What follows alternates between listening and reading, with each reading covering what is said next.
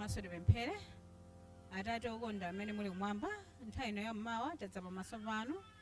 Tupempha kuti mukakhale nafe pamene tili kukupembedzani mu dzina la Yesu Khristu pemphera. Amen.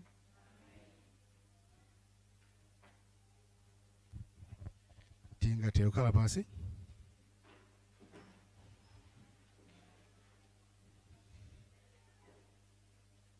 Morning mpingo mauno. Good morning, kids. Good morning, kids. Yeah, thank you. So, mundilole tipange slogan yathu imenedwa mukanthawi zonse. I will go. I will go. I will go. Zomo kwambiri. Lelo la Sabata pa 8 November 2025. Mpingo onse tikulandiridwa kupembedza kwa tsiku la lero. Mwapadera ndilandire alendo. Ngati tili ndi alendo pakati pathu, ndikupempheni muime mpingo kuoneni. If we have visitors in our midst, I ask you to stand for the congregation to see you. Alendo.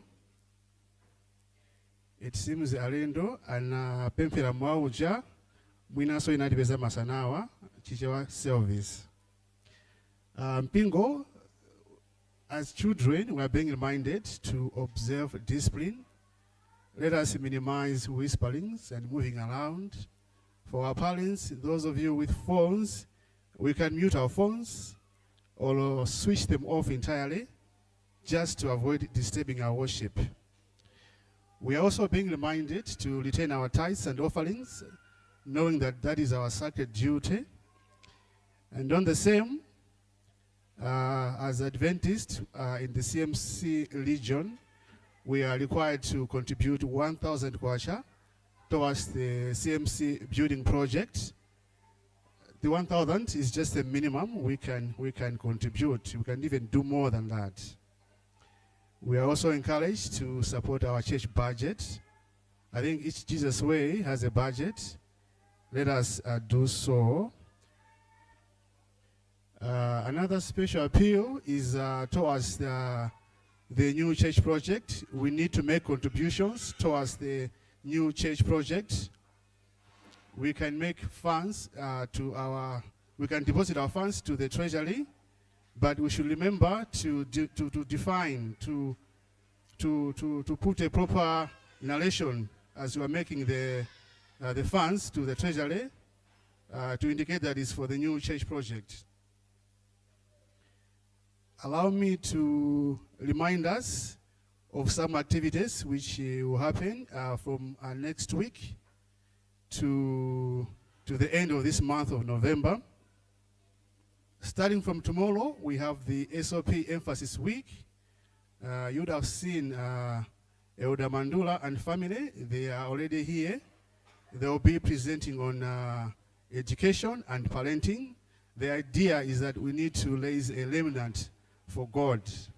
So I encourage all of us, including kids, to come starting from tomorrow evening. From the 22nd of November, I think on the 22nd of November rather, we would have a color Sabbath. And on the same day, we would have a child dedication. So I would encourage parents and guardians who are yet to register their children for the child dedication to do so through children's ministries leaders. I think we know them. At this point, allow me to introduce to you those who are taking part here in front. Myself, head on duty is John Luwe. Our chorister is Chisomo Musa. Chisomo, you can greet the church. Morning Pingo. Thank you. First prayer, akutenga ndi Mizu Labukeni. Mizu, pereka morning kumpingo.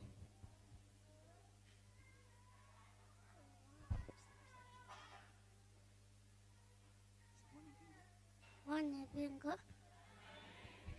Amen. And Our preacher is Auntie Sophie Lukele.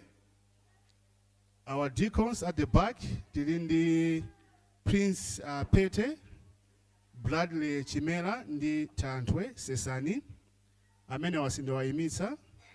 Ma deaconess athu Tilindi Talumba Sato, Praise Kachitsa, ndi Faith Kunkuyu. Mwaona akamatolera zopereka. Singing group yathu ndi Covenant Family. Panthawi ino mpingo ndikupemphera tiyime tonse, tiyimbe hymn number 315, tikatero pemphero loyamba liperekedwa. Tiyeni tonse tiyimirire tiyimbe nyimbo number 315 verse 1 and chorus.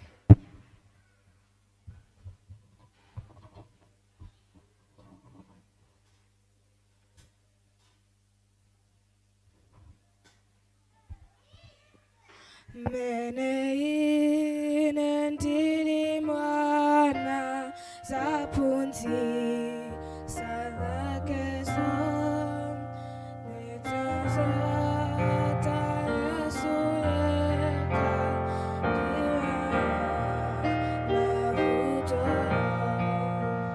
ine Yesu anikonda ine ndi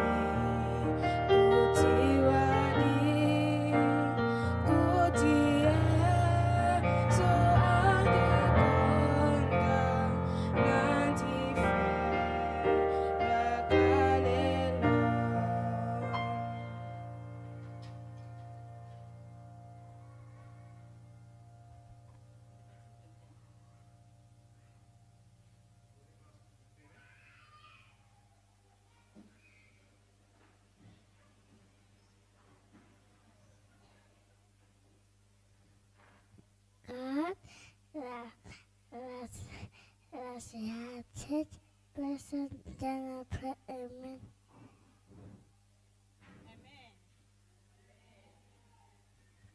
Amen.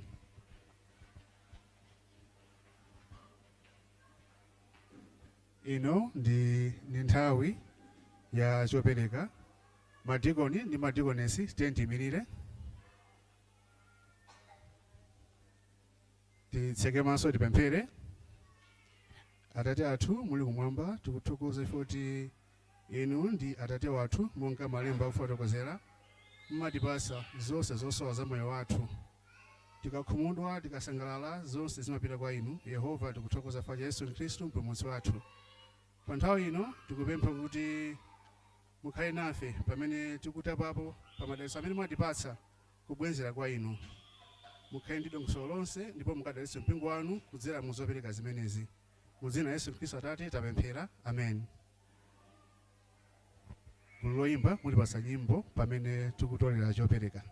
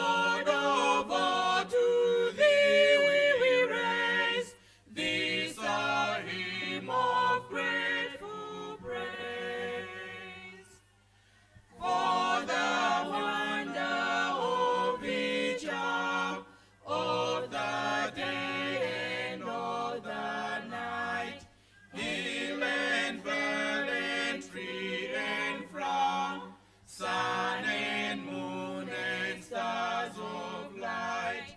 Lord of all, to thee we raise this a hymn of grateful praise. For the joy of human love, brother, sister, parent, child, friends on earth and friends above, for all gentle thoughts and mild, Lord of all, to thee we raise this a hymn of grateful praise. For the church that evermore lifted holy hands above, offering upon every shore happy sacrifice of love. Lord of all, to thee we raise this a hymn of grateful praise. Lord of all, to thee we raise this a hymn of grateful praise.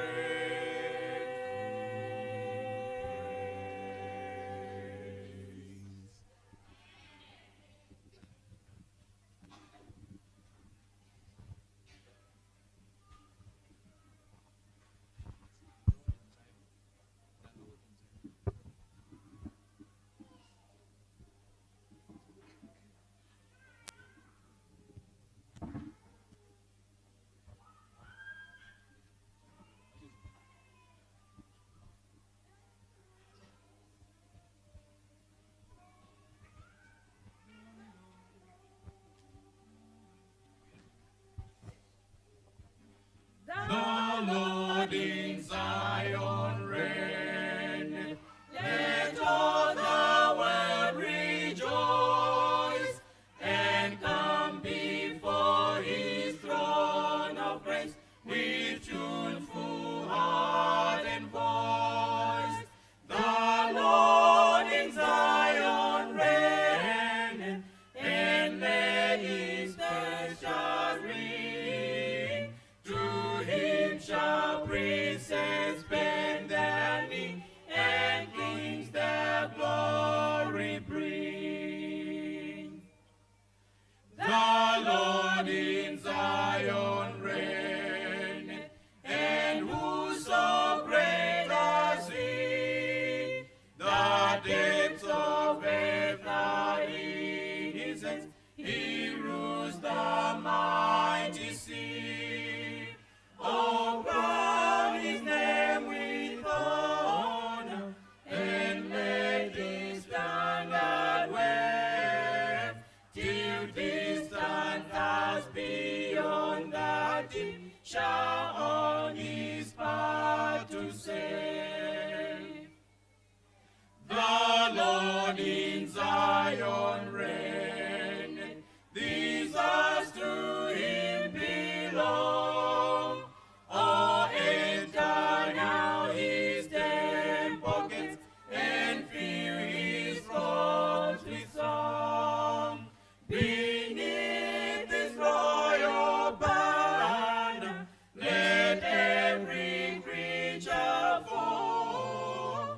Exalt the King of heaven and earth, and crown him Lord of all. Exalt the King of heaven and earth, and crown him Lord of all.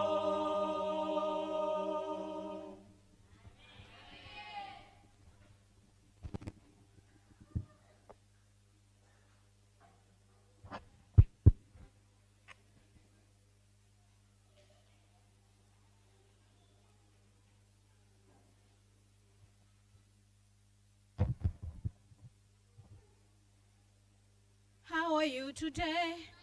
How are you today? How are you today? How are you today? Leo lero ndachingati Sabbath eti tsiku limayamba lachinga Sunday eti. On Sunday, do we know that there is a Sabbath? Likafika Sunday, do we know that there is a Sabbath? Timadziwa? Please answer. Do we know or we don't? We know, eti? Mulungu alipasa masiku angati? 7 days, eti? And one is just specifically for him, eti? Limodzi ndirandani? Like, komano we have 6 days. Meaning 6 days, because obanga jina jiyo mururani. Pomano, pa 6 days paja, we have to bear in mind, unadi kulisigula jani. Kuranta unadi tikama yamba Sunday lija, tizikumbuka tulisigula Sabbath, eti? And on Sabbath, tukweni aware ku church, eti? Tikabira ku church, we are supposed to behave. We are supposed to what? Yeah, we don't have to make noise, eti? Sirufuna kumisa ma blessings andani. We don't want to miss the blessings. Eti? Who wants to miss the blessings? Nobody wants, eti? Okay.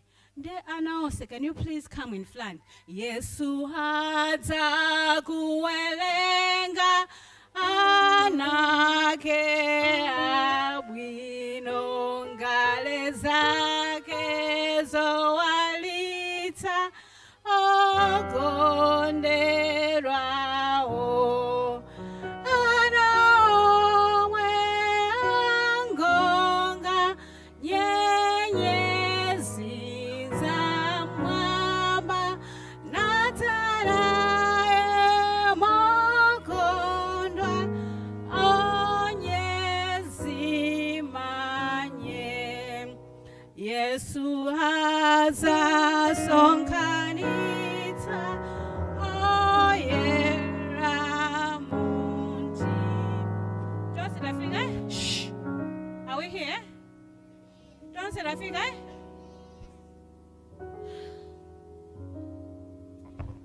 Agulu, pretend as if you are not here. Just get the object lessons. Tilibwanji don't say. Remember, tikumbuka tili pamasipandani pamulungu eti ndanga tili pamasipa mulungu eti we don't want to miss the blessings eti we have to be quiet, we have to listen eti ngatufuna kuchita bwino mmoyo uwu umene tikukhalawo tikwene anthu omvetsera tikwene anthu otani anthu omvetsera. The Bible says be slow to speak, slow to anger, and quick to what? To listen. And then you have to be good at listening, right? Isn't that good? Okay. So today, look what's an intano. Sigurina again, Tano in Doshidiga, Tanandani. Ntano zose zimakazo chitika somwe makuzana. Koma iyi ndio nayo yango chitika ndi latest. The latest ntano. That's Sigurina. Are we together? Chinthu chimene ndimakonda kwambiri tsiku lina ndinali malo ena ake ndi malo timafunika nayo kuti tikhale ndi madzi. Tikhale ndi chani? Ndikhale ndi madzi kuti ndizithirira mbewu eti komanso ndikhale ndi madzi kuti kunyumba kuti zikasamba bwinobwino zizikolopa nyumba tizipanga zofunikira eti nde napeza kuti tinauza nyamata inake kuti mutikumbire chitsime nde tinapita poti tikumbe chitsime kweli nde ndinauza nyamata unati ine amene ndikuonera madzi akhoza kukhala apa eti chitsime somangokumba pena palipotse eti ukamakumba chitsime nde story yomwe ndikufuna ndikuuzeniyo tiziganizira Genesis chapter 1 verse 2 eti Ndendi nawo zoti chisime chiti chikumbe chapena pake chifano kuti kunali kumaoneka kuti pamene pakhoza panali mitengo ina yake pamaoneka kuti pakhoza kukhala madzi. Ndiwo achanandu zoti ayi madzi akhoza kukhala pati apa. Ndena kuti ine sindimatha kukumba sindingakumbeti. Ndiye pangani maganizo anu mudziona. Komano ngati simupeza madzi ndiye kuti ine sipalibe chomwe ndachita ndiye kuti sindikupasani zomwe ndimayenera kutani kukupatsani. Ndi anthu aja are we together? Ndinawo zotata akumbe chitsimedi ndinawo lozera malo oti akumbe chani koma ananduzoti malo amene wayi tikumbe malo atiyo iwo ananduzoti ali ndi experience kuposa ine ndipo tiwo amakumba ine nawo zoti tani kumbani mbomu mukuona kuti mukhoza kumbapo ndi anthu anayamba kukumba. Anayamba kutani? First day anayamba kukumba. Kena wanaluza kuti makasi sitingakumbire. Tikuyenera kukhala ndi tizisulo tinatake tomwe timakumbira. Ndiye tinanyamuka pauchezeresa tizisulo tokumbira tichitsime tinapiraso. Anayamba kukumba. Anayamba kutani? Kukumba. Ndiye chitsime chinapeza kuti akukumba chafika mamira zambiri ndithu. Koma anapeza kuti madzi sakutani? Sakuwapeza. Ndiye mmene ndimawuza kuti mukumbe apapa. Ine naonapo masaini amitengo ena kuti pakhoza kukhala chani. Ndiye ndinayamba nokumbukira. Ndinali ndi Dani. Ndiye ndinkamuzi ndiye anandifunsa kuti mami mwadziwa bwanji kuti apa pakhoza kupezeka madzi. Chinayi chinthu chovuta kuti ndimufotokozere koma nangomuza kuti mmene ndaonera environment iyi ikuoneka kuti apa pakhoza kukhala chani? Pakhoza kukhala madzi. Ndiye anayamba ndiuza kuti kwa Mulungu ndodabwisa mami apapo ndi kuti pakhoza kukhala madzi. Ndiye ndikuti ndiye tinayamba kufotokozana kuti mwadziwa chani? Mulungu ndi engineer. Mulungu ndani? Amene akufuna kukhala engineer has to listen to God. Bible limanena kuti chapter 1 verse 2 of the book of Genesis, it says, and the earth was without form and void, and darkness was upon the face of the deep, and the Spirit of God moved upon the face of the waters. Pachambi kunali ndima ukhakha kunali chani? Ndi madzi. Ndiye akunena kuti Mulungu, I don't know on which verse, but in the chapter he says now mass should be gathered unto one place. So you can imagine, mara amene kunali madzi okhakha, Mulungu anena kuti mass should be gathered unto one chani? Unto one place. Ndiye madzi aja anapezeka kuti akupita m'misinje, akupita muchani? Munyanja. Akupita mu rivers, akupita whatever it is, ma springs, orani. Omano ena analowa pansi. Analowa pansi. Ndiye ndi madzi amene ndi marani timafuna ifeyo. So nadzoti ife ngati silikhala ndi madzi mbewu sitirani? Can mbewu survive without madzi? Tell me. They cannot. Tunati pachambe panayi chani? Madzi ndi ndima ukhakha. God knew kuti we need water. God knew kuti we need chani? Yes, to water our plants. Why do we need plants? Why do we need plants? Why do we need plants? Because we need to eat the leaves of the plants like cassava leaves and sweet potato leaves and Irish potato leaves. Excellent. Why do we need plants?